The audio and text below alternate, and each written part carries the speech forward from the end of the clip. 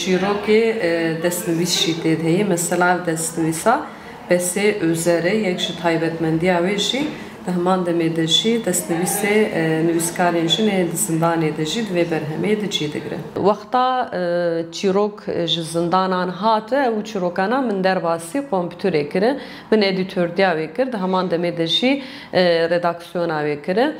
Her wiha Pirtûka çîrokên jinên di zindana de Enîse Şîrîn jî edîtördiya wê kir, wekî du jin me edîtördiya wê kirin. Her wiha çîrokên jinên di zindana de Gülçin Şanlı jî wêneyek xêz kir û wêneya jî tê de çî digirin.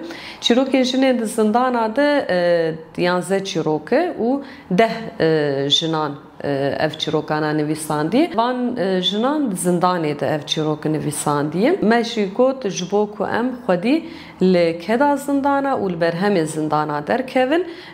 Me got em ê xebatek wiha çê bikin û em ê ev xebata wê di dîrokê de jî cihekî girîng bigire, wê di arşiva de jî cî bigirin. Di berhema çîrokên jinên di zindana de destnivîsê jinan jî cê xwe digirin. Hem kurtejiyana jinan tê de çî digire, hem çîrokên wan hem jî destnivîsê wan tê de çî digirin.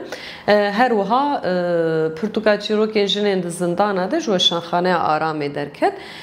Yani ev xebateke hevpar e. Bi rastî jî em dixwazin yani gelê Kurd li berhema çîrokên jinên zindana xwedî derkeve. Dibin şerd û mercên dijwar de bi dilekî em bêjin bi dilnizmiyekê û bi têkoşînekê ev berhem derketî holê loma jî em wekî gelê Kurd peywira xwe ya di warê xwedî derketandina li berhemên zindana em bicîbîne ew ê gelekî baş be. Ev pirtûka bêrîkirin berxwedan û hêviya ji pênûsa jinên Kurd ên girtî diniqîtin dîne gel hev. Jinên li paşiya dîwarên zindanê bi pênûsa xwe li dijî tenêbûn û zilmê şer dikin.